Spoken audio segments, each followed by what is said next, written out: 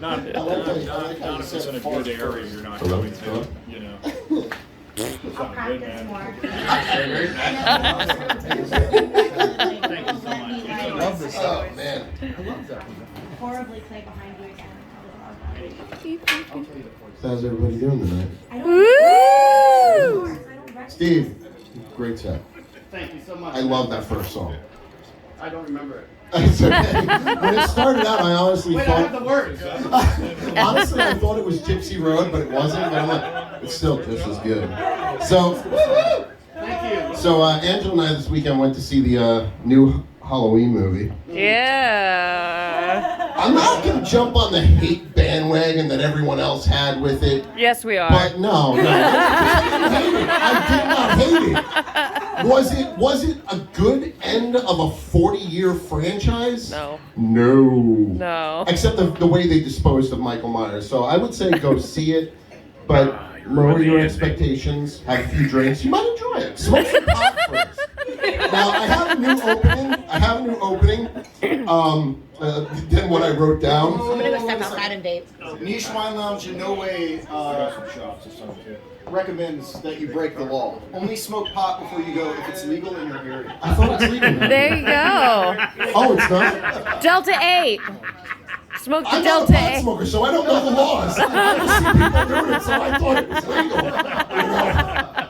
legal. Wait, we don't condone what? I mean, they like criminals in Congress and the government, so I just think everything's legal. But I have to say this because for the past 2 weeks I've been seeing this gentleman's poster in the bathroom, and Jason, I can't pronounce. How do you pronounce your last name? D'Amico. Jason D'Amico, and he's performing on the 29th or the 28th? The 29th. I don't know why I just asked him. I'm holding the thing right here. So I'm looking at him like, this guy's got a really good look, and then I'm thinking to myself, like, he reminds me of someone, and it was driving me nuts. Johnny Cash! Yes, a very young Johnny Cash, yes. But also, it's not the best one in the franchise, but in Jason Goes to Hell, there is a cop, I swear to God, you look exactly like the guy who played one of the cops in Jason Goes to Hell. I have no idea who the actor is because I never saw him in another movie. So, everyone was telling me you have to watch the Dahmer series. And I have learned something by watching these series and documentaries about serial killers. And the most important thing I've learned is cops are useless. Really, really useless. I mean, the Night Stalker. The cops didn't even catch him. The community did, because they got fed up because the cops couldn't do their job. I also learned, not only are they useless, they're really stupid and racist. But anyway, I'm not going to stand up here for like some type of making some type of stand. But and it's a good thing we have no kids, because keeping with the family-friendly jokes, what do you call a dead hooker with a runny nose? What? Full.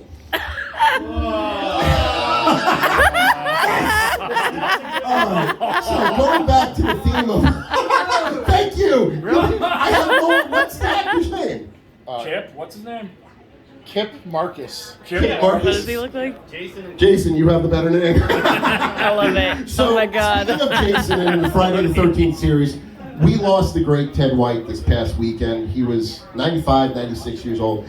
I had the luxury of meeting him at several conventions. He is a very, very nice man. He's been well over 200 movies. In Friday the 13th Part 4, when they got him into the role, he chose not to take credit for it because he was afraid it would hurt his acting career. Except the last 20 years of his life, he was doing conventions, signing autographs for Jason Voorhees. And the general consensus of every person that's worked with this guy, because he worked with a very young Corey Feldman, and he said, I would have liked to get my hands on that kid, like literally. I'm like, yeah, I've met him. I don't blame you. He's an asshole. But I have a couple good stories. Personal one for me was, I've met him several times, but I was at a Monster Mania in Hunt Valley in 2010, and it's the end of the day, and I'm on the ground floor, and I'm going up in the elevator to get to my room, and there's everyone standing outside of the elevator, afraid to get in, and I'm like, the door's open. I look in, and there's Ted White, the final girl in part 5, because I can never remember her name, and Tom Morgan, who played Jason in part 5, and Michael Myers in part 4. Yeah, I know. So about me being me, I'm like, I'm not passing up this opportunity, so I just step right into the elevator. And me being me, like, so, how's everybody doing? Everyone having a good weekend? I'm like, yeah. And Ted White's just like, well, I was. I'm like, what do you mean was? He goes, well, I told my wife I'd call her in a little while. I'm like, okay, why is that a bad thing? He goes, I told her that 5 hours ago. I'm like, he's like, she's gonna be so mad at me. But 2 stories about him personally from the documentaries, because I am an uber fan of the Friday the 13th series. When he took the role, he wanted to play Jason a little different, but he also wanted to have the fear aspect. He didn't want to hang out with the cast and crew. So he had his makeup trailer and his trailer on the other side of production. So one late night, he was telling us in an interview, he's like, I'm walking back to my trailer, and it's really late in the morning, it's like 2, 3 o'clock in the morning, and a car stops and sees me and asks me directions. He's still wearing all his prosthetics from Jason Voorhees, so he just slowly turns. He's not wearing hot mitts, but his face is all messed up and deformed, and he goes, they were young kids, so I heard some profanity and they sped off, and I just laughed my way back to my trailer. But he's also, I would say, humanitarian, because they filmed this one death scene where this girl gets killed on a raft. And they're filming in winter, so we can imagine how cold the lake is. So they take after take after take, and the girl's lips are turning blue, she's shivering, and Ted goes to the director and says, we need to get this in this take, because the girl's, she's freezing. He's like, no, she's fine. He goes, no, you get it in this take, or I quit. And the guy's like, okay, it took a lot to get him to do the role, so they got it in that take, and he was right, because she could have died, because she couldn't film for 3 days because she had hypothermia. So Ted White was a very nice guy, and I'm really sad he died. But so I went to see Jim and Mavric perform this weekend. Yeah, I know, but you don't like that one story, so I figured I'd put you first this time. So don't worry, it doesn't matter when Maverick comes first or last, you still know it's Maverick. Don't worry. Never come first. Good man. So at this bar, I saw something that you don't see anymore. I saw a functional water fountain. Remember those? I always take a picture next to it because every time I see a payphone, I'm a dork and I just hold it. And then I post it on Facebook. I went back in time.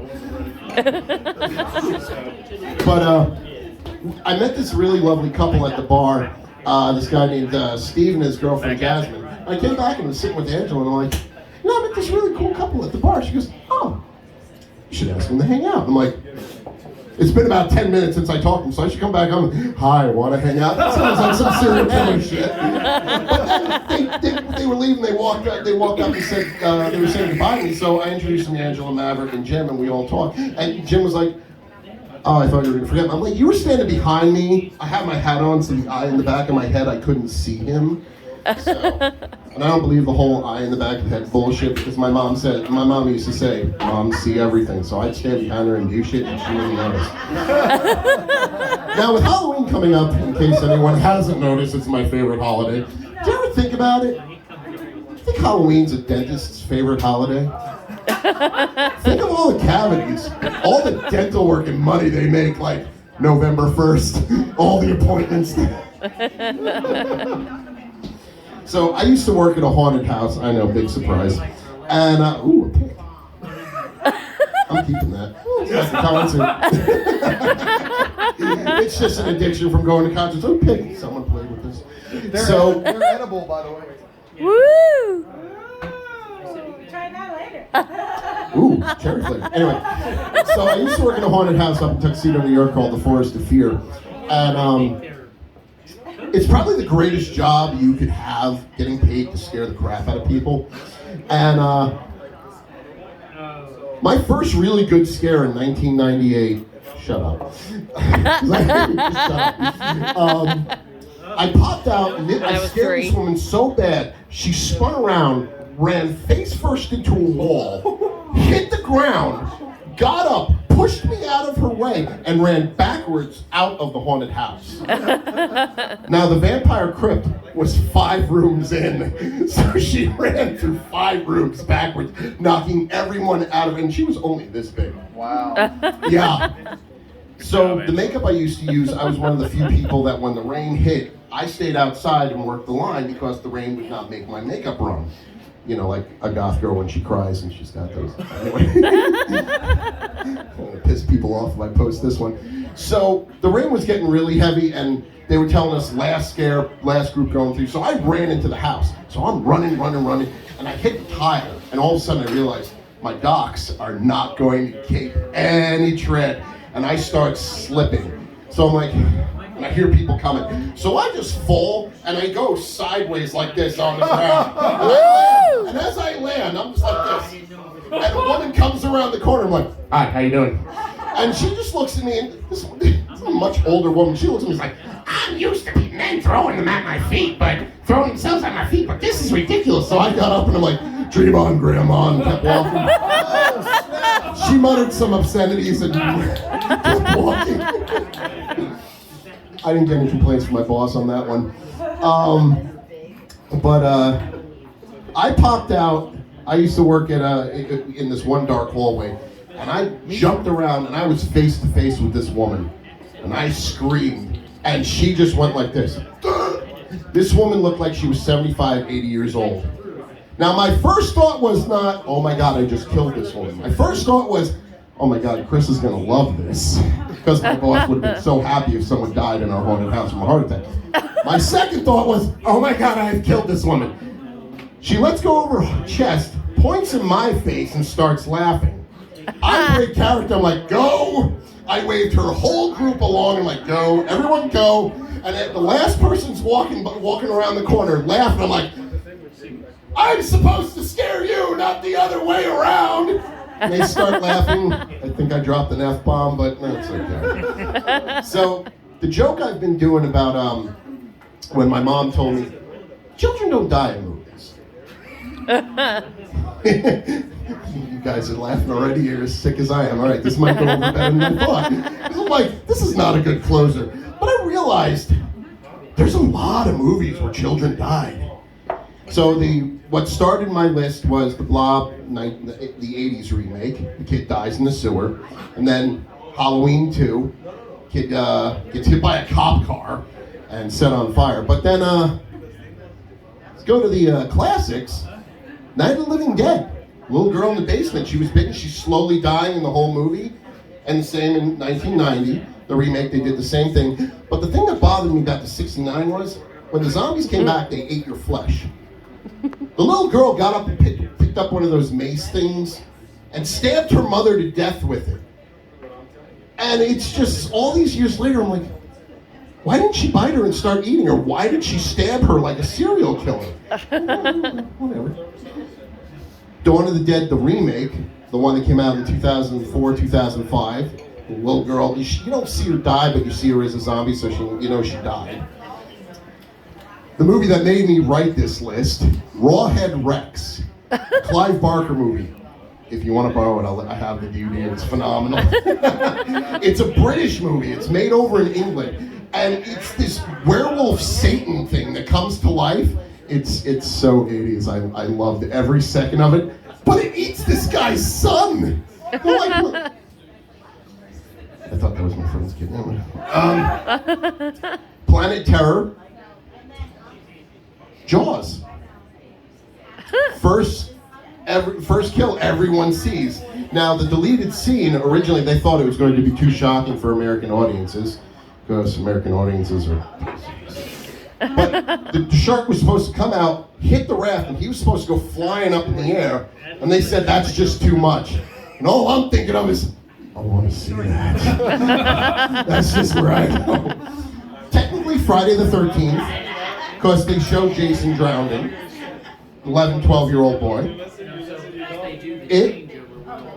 the 1990 version and the 2018, but 2018 was worse. Jackson saw Georgie's arm get bitten off in the sewer, and then he's pulling away, and then you watch him pull him right into the sewer.